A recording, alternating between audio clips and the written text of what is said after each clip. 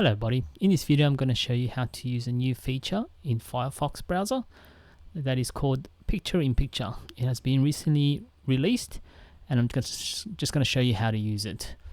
And it basically allows you to pop out a video and you can move the video in any place on the browser or even on a different screen. So let me show you how it works. So you've got here a video and you can click on this icon and it'll pop out the video and puts it on a corner, or you can move it around.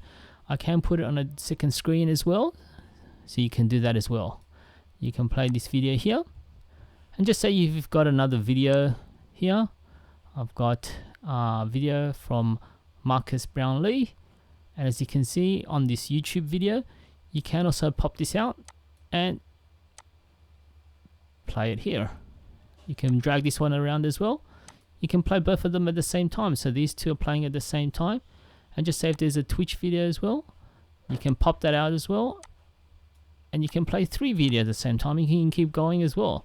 You just got to make sure that you have the tab still open, otherwise the picture in picture window will be closed. So let me show you that.